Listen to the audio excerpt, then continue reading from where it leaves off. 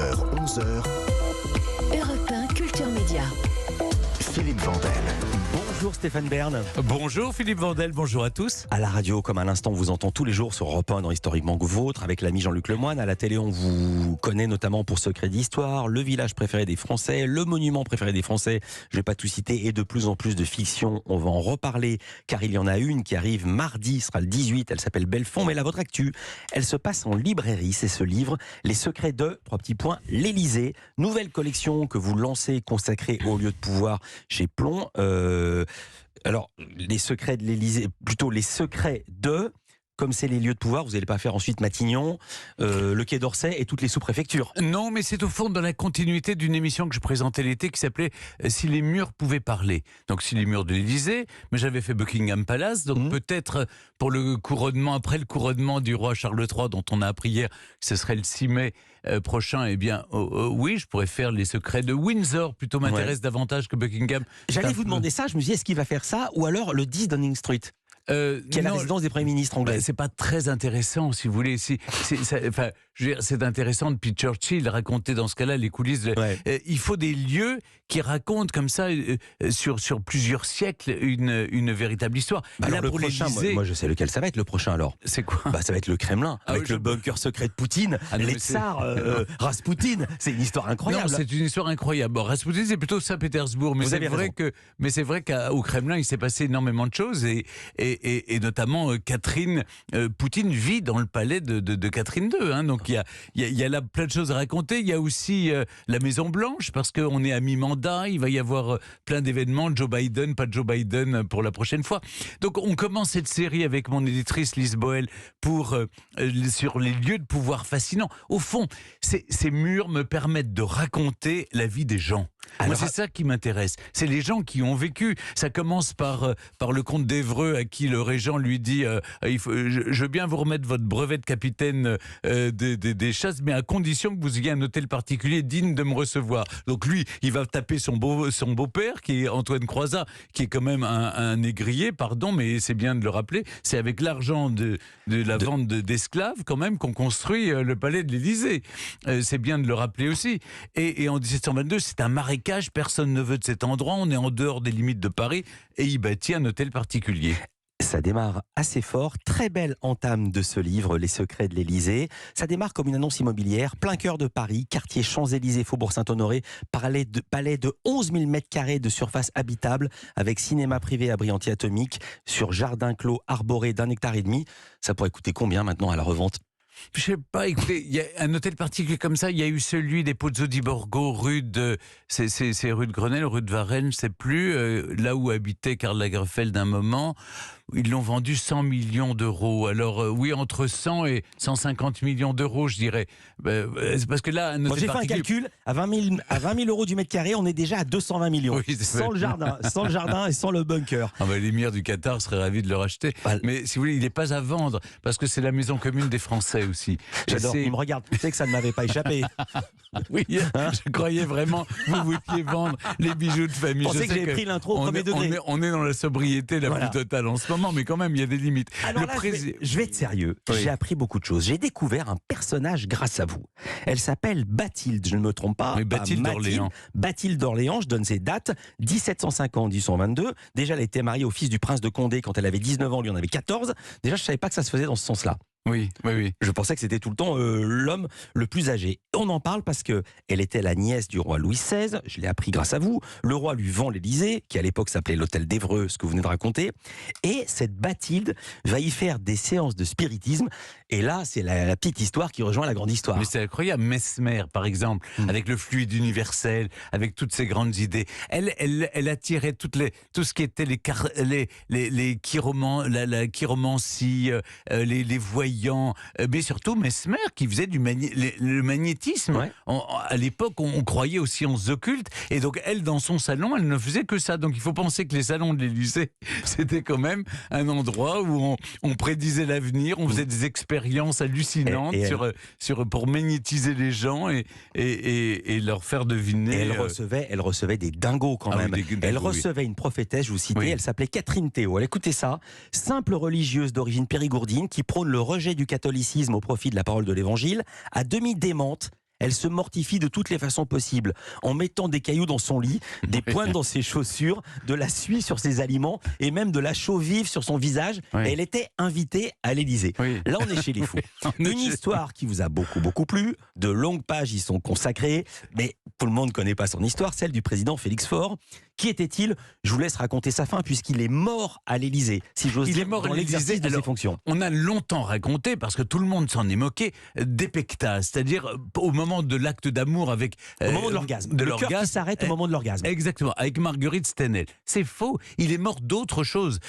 Mais c'est vrai qu'il y a les mots célèbres de Clémenceau, il se voulait César et il est mort Pompée. Le prêtre arrive, où est le président a-t-il toujours sa connaissance, pensant qu'il était, est-ce qu'il est mort ou vivant, a-t-il toujours sa connaissance? Non, elle est sortie par l'escalier de service. Ouais. Donc tous les mots sont Marguerite Stenel qu'on appelait la pompe funèbre. Alors oui, vous dites qu'il n'est pas mort d'épectase, je ne savais pas. Alors, son dernier visiteur, c'était Albert Ier de Monaco. Et donc, on a retrouvé dans les archives qu'en réalité, il a eu un coup de sang. Il a eu fait une crise d'apoplexie. Il faut dire pourquoi. Parce qu'Albert Ier vient d'abord pour demander la révision du procès d'Alfred Dreyfus. Parce que le prince et la princesse de Monaco étaient à fond pour le capitaine Dreyfus. Et il demande même, il dit qu'il a les preuves de l'innocence de Dreyfus grâce au Kaiser Guillaume II, le Kaiser d'Allemagne, avec qui on va rentrer en guerre quelque temps après. Parce qu'on disait qu'il avait trahi au profit de l'Allemagne. Au profit de l'Allemagne, exactement. Et donc l'idée même de faire une rencontre entre Félix Faure et le Kaiser Guillaume était insupportable au président de la République française. Et donc il a un coup de sang, il a une crise d'apoplexie et il meurt. Il se trouve qu'à ce moment-là, il y a Marguerite Stenel qu'on a vite évacuée parce qu'évidemment, ça ne se faisait. Mais il est mort dans le salon du mobilier d'argent, qui est une très jolie salle. Et d'ailleurs, ça fera dire plus tard au général de Gaulle qui détestait ce salon en disant c'est des restes d'un lupanar. Et donc, ça sent trop le lupanar. Il détestait l'Élysée, le général de Gaulle. Ouais. Il voulait absolument partir, il voulait l'école militaire, les invalides, il voulait, sinon le château de Vincennes. Ouais. Il rêvait de mettre la présidence au château de Vincennes. Vous le connaissez, ce petit salon, vous êtes souvent allé à l'Élysée. Tous les visiteurs, même pour les journées du patrimoine, connaissent ce salon au mobilier d'argent qui a été voulu par Caroline Murat, qui est sans doute l'une des femmes. C'est pour ça que j'aime l'Élysée, parce que c'est un palais de femmes. Ce sont les femmes qui ont fait la Pompadour, la Bathilde d'Orléans et Caroline Murat qui a vraiment aménagé. C'est un très joli salon et c'est dans ce salon que Napoléon Bonaparte a abdiqué le 22 juin 1815, au lendemain de la défaite de Waterloo. Je me rends compte qu'on n'a pas encore parlé des sous-sols, qu'on n'a pas encore parlé des chiens, qu'on n'a pas encore parlé du fort de Brégançon et qu'on n'a pas encore parlé des fictions incarnées par Stéphane Bern. Ça tombe bien, il y a une deuxième partie dans Culture Média. Bruno Donnet aussi nous rejoint. À tout de suite. On est avec Stéphane Bern, on revient à l'Élysée, ça sera beaucoup plus joyeux. Il y a aussi des histoires secrètes, beaucoup d'histoires secrètes dans ce Mais contrairement, livre. On a raconté qu'il y avait c'était un lupanar et qu'il y avait et en fait non, parce que Bathilde d'Orléans, après la Révolution, elle a loué à des Flamands les ovines et eux c'était un endroit où on faisait des jeux, c'était cabaret, c'était plutôt, et ils louaient des appartements. D'ailleurs, le petit Alfred de Vigny jouait là dans les jardins de l'Élysée, en fait. J'ai appris quelque chose. Vous venez du Luxembourg, secret pour personne, et je découvre que pour accéder au fort de Brégançon, qui est la résidence d'État officielle depuis 68 des chefs d'État, donc à Bormes-les-Mimosas, pour y accéder, il faut emprunter un chemin situé sur la propriété des Grands-Ducs du Luxembourg. Oui, c'est le chemin du Grand-Duc, comme on appelle que se passe-t-il en cas de conflit France-Luxembourg? Il n'y a pas de conflit entre la France et le Luxembourg. D'abord parce que moi, je serais écartelé, je serais bien embêté, étant français et luxembourgeois. Non, ça se passe bien, mais c'est vrai que la plus belle plage autour du fort de Brégançon, c'est celle de Cabasson, c'est celle des Grands-Ducs de Luxembourg. Mais ça, vous savez, c'est drôle, le général de Gaulle, encore lui, détestait le fort de Brégançon. Il y a dormi une nuit. C'était pour aller justement à l'anniversaire du débarquement de Provence. Et il a été piqué par les moustiques. Il trouvait lui qui aimait pourtant, parce que c'est très monacal, j'allais dire, c'est vraiment une forteresse. Hein. Vous êtes allé? Donc, il m'est arrivé d'y aller au temps du président Nicolas Sarkozy. Les chambres, c'est vraiment un lit de fer avec une armoire. C'est un peu colonie de vacances, vous voyez. Parce que j'ai dû me changer dans une une des chambres à l'époque. Et je vous assure. Pourquoi vous deviez vous changer dans une chambre au fond de Brégançon? En fait, vous en avez trop dit ou pas assez, non, Stéphane Bern? Vous vous êtes mis dans la panade tout seul. Parce que Carla, à l'époque, m'a dit viens, on va se baigner. Donc je me changeais pour mettre un maillot de bain. Ça paraît normal, non? Mais c'est une maison, vraiment, c'est tout simple. Ça n'a rien de luxueux, contrairement à l'Élysée. Mais ce que j'aime, voyez-vous, aujourd'hui à l'Élysée, je vais dire un mot quand même sur les aménagements qui sont les plus importants, je crois, depuis Claude Pompidou avec Brigitte Macron. Ce qu'elle a réalisé avec Hervé Lemoine, le président du Mobilier National, c'est de faire en sorte que ce soit une vitrine des designers et des savoir-faire français. Donc vous avez tous les grands créateurs, Hubert Le Gall, Hervé van der Straten, tous les jeunes qui aujourd'hui sont à la pointe du design, qui font des meubles et qu'on expose là. Et alors je reconnais plus mes fauteuils Louis XV, si vous voulez, mais parfois je dis en m'amusant, je sais pas où m'asseoir ici. Mais c'est très beau à voir. Incroyable. Hervé van der Straten, je raconte une histoire personnelle. Oui. J'ai écrit le premier papier sur lui dans Actuel en 85 ou en 86. Vous avez vu le carton qu'il fait aujourd'hui? C'est une star mondiale. Je sais. Tout à fait autre chose. J'ai fait aussi plein de papiers sur des gens qui sont devenus chauffeurs-livreurs, ou rien du tout. Et c'est un beau métier, chauffeur-livreur. Je ne l'oublie pas.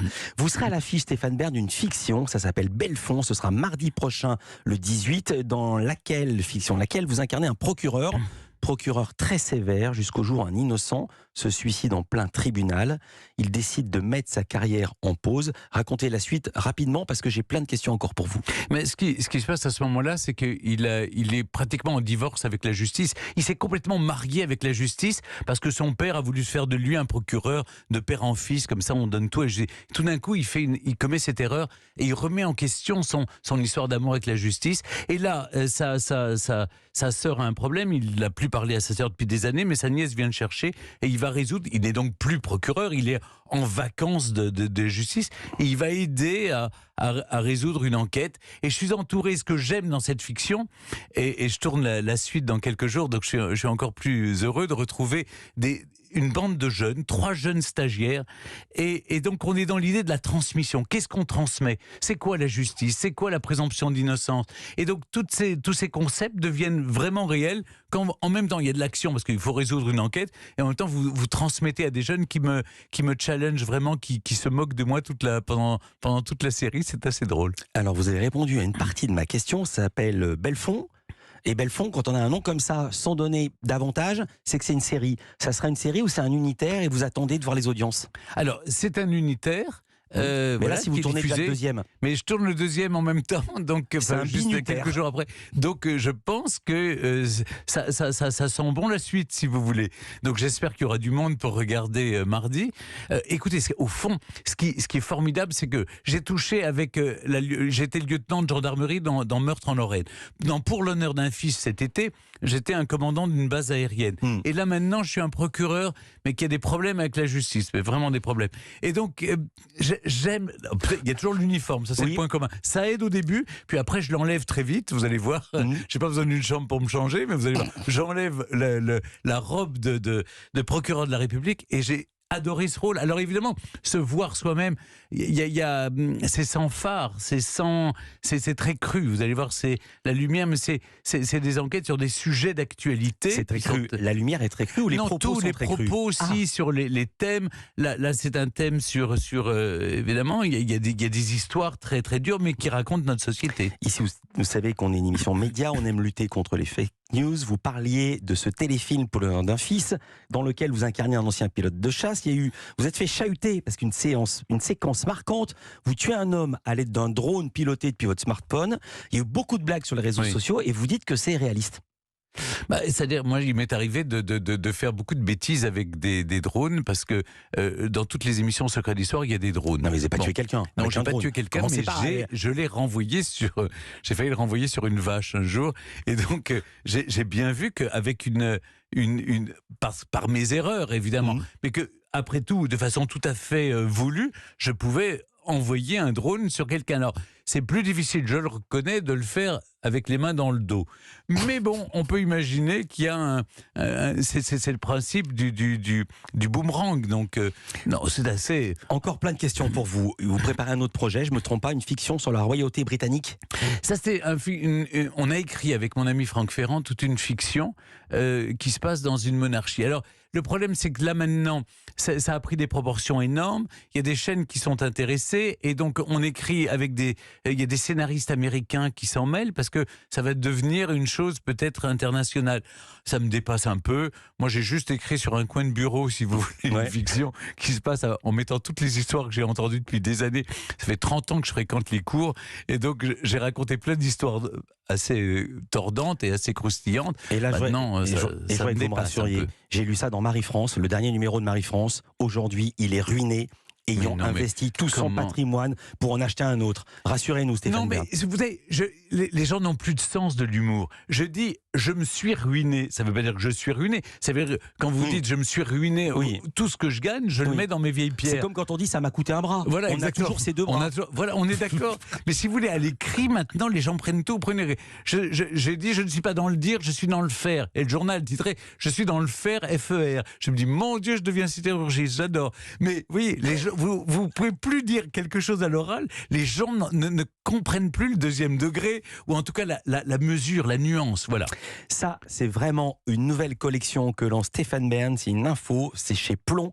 Le premier, si j'ose dire, c'est pas un numéro, le premier tome s'appelle Les secrets de l'Élysée. Merci d'avoir été avec nous, Stéphane, et on vous écoute cet après-midi dans Historiquement Vôtre. Et il y a Elsa Zilberstein qui vient, invitée spéciale, pour parler avec Olivier Dahan de Simone Veil, évidemment, les femmes qui ont changé la vie des autres femmes. Son biopic. Merci beaucoup, Stéphane, d'avoir été avec nous. Culture Média continue, évidemment. On va retrouver Jean-Luc Lemoyne pour sa session de rattrapage. Notre invité, c'est l'humoriste, comédien et désormais réalisateur Malik Bentala. C'est son premier film derrière la caméra et devant aussi Jack Mimoun et les secrets du Val-Verde. Et puis dans les indispensables, musique avec Stéphanie Loire, et Jean Z va nous parler d'un jeu vidéo de construction capable de détecter la dyslexie. Je fais attention à bien prononcer ce mot. À tout de suite sur Europe 1. Culture Média sur Europe 1.